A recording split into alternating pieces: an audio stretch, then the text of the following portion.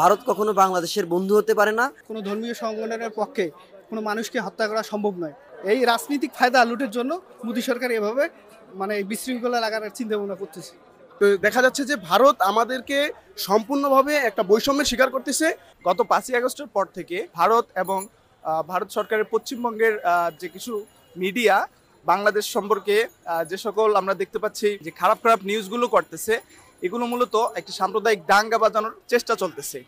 সরাসরি ভারত বলবো না, কিন্তু ভারতের কিছু উচ্ছৃঙ্খল জনতা, যেমন আমরা দেখতে পাচ্ছি গতকালকে ভারতের একটি অঙ্গরাজ্যে বাংলাদেশের একটি উপহাই কমিশনারে হামলা চালিয়েছে। আসলে এইগুলো দিয়ে একটা হাই কমিশনার অথবা এই সমস্ত জায়গাগুলো রাজ্যের একদম গুরুত্বপূর্ণ জায়গা, এগুলোতে হামলা করা মানে একটি দেশের সার্বভৌমত্বের উপর আঘাত করা। তো আমরা সাম্প্রতিক সময় দেখতে পাচ্ছি যে বাংলাদেশে যে হাসিনা সরকার, সরাসরি ভারতের একদম পাচাটা সরকার বলা চলে, তাই তার পতনের পর ভারত তার যে উত্তর পশ্চিমাঞ্চলের যে রাজ্যগুলো রয়েছে, উত্তর পূর্বাঞ্চলের রাজ্যগুলো, এগুলো নিয়ে হয়তো তারা একটু দুশ্চিন্তায় ভুগছে, এই জন্য হয়তো এই সাম্প্রদায়িক দাঙ্গা লাগানোর চেষ্টা করতেছে। তো এই ক্ষেত্রে বাংলাদেশের মানুষ এবং বাংলাদেশের সরকার যথেষ্ট সহনশীলতার পরিচয় দিয়েছে। তো এই ক্ষেত্রে বাংলাদেশ সরকারের উচিত আরো সহনশীলতা হওয়া এবং দ্বিপাক্ষিক সম্পর্ক যেন আমাদের দুই দলের বন্ধুত্বপূর্ণ সম্পর্ক হয়, আর কোনো যেন এরকম উস্কানিমূলক কর্মকাণ্ডে আমাদের বাংলাদেশের মানুষ যেন পা না দেয়, এই বিষয়ে সতর্ক থাকা উচিত সকলের। স্বৈরাচারী শাসক হাসিনা বাংলাদেশ থেকে চলে যাওয়ার পর ইন্ডিয়ার যে বিজেপি প্রধান মোদি, তাদের মাথা কিন্তু নষ্ট হয়ে গেছে। ঠিক আছে, তারা পাগল প্রায়। তারা এখন চাচ্ছে যে প্রকারে বাংলাদেশের পরিবেশটাকে অস্থিতিশীল করার জন্য তারা বিভিন্ন রকম প্রোপাকাণ্ড চালিয়ে যাচ্ছে।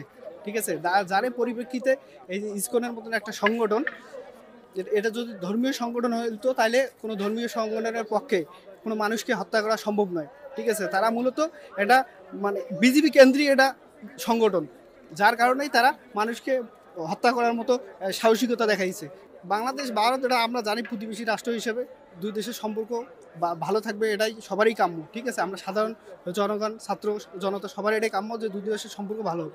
কিন্তু বর্তমান প্রেক্ষিতে বিজেপি সরকার চাচ্ছে যে এটা যদি একটু দুই দেশের মধ্যে এটা যেভাবে হোক দ্বন্দ্ব সৃষ্টি করা যায়, সেক্ষেত্রে কিন্তু তাদের এটা একটা এক প্রকারের ভোট, ঠিক আছে, তারা কাউন্ট করতে ইয়া হবে। ঠিক আছে, কারণ হিন্দু মুসলিম যেন একটা দাঙ্গা শুরু হবে, তখন কিন্তু সবাই কিন্তু ভারত যেহেতু সংখ্যাগরিষ্ঠ, সেক্ষেত্রে মনে করেন ভারতের অধিকাংশ হিন্দুরাই কিন্তু বিজেপি সরকারকেই চাবে। এই রাজনৈতিক ফায়দা লুটের জন্য মোদী সরকার এভাবে বিশৃঙ্খলা লাগানোর চিন্তা ভাবনা করতেছে। বর্তমান অবস্থা বিবেচনায় দেখা যাচ্ছে যে ভারত এবং বাংলাদেশের ভিতরে একটা শত্রুতামূলক একটা আচরণ দেখা যাচ্ছে। তো এটার মূল কারণ হচ্ছে গিয়ে একটা ধরেন আমাদের যে বাংলাদেশে যে একটা অবস্থা, যে অবস্থার ভিতরে দেখুন যে কলেজ সংঘর্ষ, তারপরে বুটেক্স প্লাস ঢাকা পলিটেকনিক্যালের যেই সংঘর্ষ, তারপরে এই যে আলিফ হত্যা করছে যে ইসকন, তা ইসকনের পক্ষ নিচ্ছে যে ভারত। তো দেখা যাচ্ছে যে ভারত আমাদেরকে সম্পূর্ণভাবে একটা বৈষম্যের শিকার করতেছে। তারা বন্ধুত্বপূর্ণ সম্পর্ক ভুলে আমাদেরকে শত্রু রাষ্ট্র হিসাবে আখ্যা দেওয়ার চেষ্টা করতেছে। এখানে আমাদের যেই বাংলাদেশের যেই সংঘর্ষ হচ্ছে, এই সংঘর্ষের ভিতরে একটা তৃতীয় পক্ষ ফায়দা লুটছে। এই তৃতীয় পক্ষের ভিতরে আমরা ভারতীয় একটা ইন্ধনের গন্ধ পাচ্ছি। তো সেক্ষেত্রে আমাদের বর্তমান বিবেচনায় বর্তমান পরিস্থিতিতে নির্বাচন একটা মুখ্য দাবি হিসাবে এসেছে, এবং সরকার যে বর্তমান যে তত্ত্বাবধায়ক সরকার, তারা কিন্তু এইসব যে নির্বাচনের বিষয়ে আরও সচেষ্ট হওয়া উচিত। আর এখন বর্তমানে যেই পরিস্থিতি বিবেচনায় নির্বাচনটা একদম বলতে গেলে যে ফরজ হয়ে দাঁড়িয়েছে। তো নির্বাচন না হলে দেশে আরও দাঙ্গা হামলা এবং তৃতীয় পক্ষের যেই ইন্ধন, সেটা আরও বাড়তে পারে এবং সমস্যা সৃষ্টি হতে পারে বিভিন্ন। তাই আমি মনে করি যে এই মুহূর্তে একটা নির্বাচন একদম মুখ্য বিষয় হয়ে দাঁড়িয়েছে বাংলাদেশের জন্য। ভারত আমাদের পার্শ্ববর্তী একটি রাষ্ট্র। আমরা আমাদের মহান মুক্তিযুদ্ধের সময়কালীন সময়ে ভারত বাংলাদেশের মুক্তিযুদ্ধে এবং বাংলাদেশের স্বাধীনতার পক্ষে অবস্থান নিয়েছিল এবং তাদের অবদানও ছিল, এটা আমরা স্বীকার করি। কিন্তু আমরা গত 17-18 বছর দেখতে পাচ্ছিলাম ভারত বাংলাদেশের জনগণের সঙ্গে সম্পর্ক না করে বাংলাদেশের একটি দল এবং একটি ব্যক্তি পক্ষে অবস্থান নিয়েছে। ভারতের আশ্রয় প্রশ্রয়ে বাংলাদেশে একটি ফ্যাসিস্ট শক্তি দানবে পরিণত হয়েছিল এবং সেই দানব বাংলাদেশের জনগণকে গত 17 বছর শোষণ করেছে।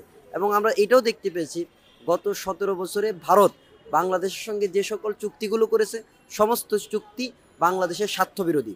এবং আমরা সম্প্রতি দেখতে পেয়েছি বাংলাদেশ থেকে পালিয়ে যাওয়া ফ্যাসিস্ট স্বৈরাচার শেখ হাসিনা ভারতে আশ্রয় নিয়েছে, ঠিক যখনই ভারতে এই ফ্যাসিস্ট স্বৈরাচার শেখ হাসিনা আশ্রয় নিয়েছে, ঠিক তখনই বাংলাদেশকে নিয়ে ভারতের অবস্থান আমরা দেখতে পাচ্ছি একটু ভিন্ন।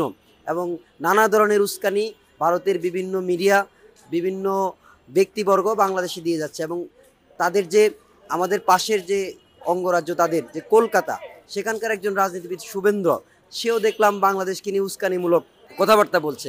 এবং একই সাথে আমরা দেখতে পেলাম গতকালকে যেটা অনাকাঙ্ক্ষিত ঘটনা, বাংলাদেশের দূতাবাসে যে হামলা করেছে এবং সেখানে ভাঙচুর করেছে, এর দ্বারা প্রতীয়মান ভারত কখনো বাংলাদেশের বন্ধু হতে পারে না। ভারত বাংলাদেশের এই মুহূর্তে সবচেয়ে প্রকাশ্য বড় শত্রু যদি বলা হয়, সেটা ভারত।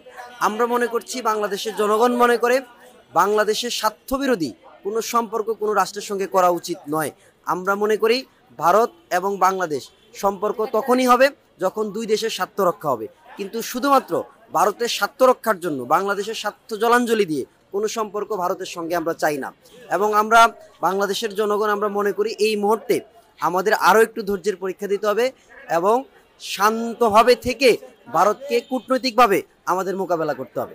গণঅভ্যুত্থানের পরবর্তীতে সময় আমরা দেখতেছি যে ভারত আসলে বাংলাদেশের উপর যেই এক ধরনের নির্যাতন বলতে পারি, কারণ বন্যার পানি ছেড়ে দিচ্ছে পরিকল্পিতভাবে, একের পর একভাবে ষড়যন্ত্র করতেছে। আমরা রিসেন্ট সময়ে যেটা দেখতে পাচ্ছি, ভারত বিভিন্নভাবে আমাদেরকে সাম্প্রতিকভাবে উস্কিয়ে দেওয়ার চেষ্টা করছে। সাম্প্রতিক যে দাঙ্গা টাঙ্গা লাগানোর একটা তারা ব্যবস্থা করতে চাইতেছে, এটা আমরা একেবারে স্পষ্ট দেখতে পাচ্ছি। তারা চাচ্ছে যে আমাদের যে শান্তিপূর্ণ বাংলাদেশ, হিন্দু মুসলমান যে সুসম্পর্ক বজিয়ে রাখছে, এই বাংলাদেশকে তারা অশান্ত করার চেষ্টা করছে। এটা যদি আমরা কয়েকটা উদাহরণ দিই তাহলেই দেখব। কিছুদিন আগে আমরা দেখলাম যে ইসকনের যে নেতা, তাকে গ্রেপ্তার করার পর এটা আইনি প্রক্রিয়া দেখা যাবে, কিন্তু সেখানে তারা আমাদের আইনজীবীকে হত্যা করেছে, জবাই করে দিয়েছে। এখানে আমি আমার দেশের মুসলমানদেরকে ধন্যবাদ জানাই যে তারা সর্বোচ্চ ধৈর্যের পরিচয় দিয়েছে, যে কারণে বাংলাদেশে একটা দাঙ্গা সম্ভাবনা ছিল, সেটা হয় না। তারা এভাবে বিভিন্ন সময় বিভিন্নভাবে ব্রিটিশদের মতো করে rule and divided and rule যে পলিসি, এই পলিসি আমাদের ওপর চাপিয়ে দিতে চেয়েছিল যে তাদেরকে বিভক্ত করো এবং শাসন করো। তারা চাচ্ছে বাংলাদেশের মুসলমান এবং হিন্দুদের মধ্যে একটা বিভাজন সৃষ্টি করে বাংলাদেশকে তারা সবসময় ক্ষমতা দিয়ে দাবিয়ে রাখা, তাদের যে দাদাগিরি, এটা দেখানো।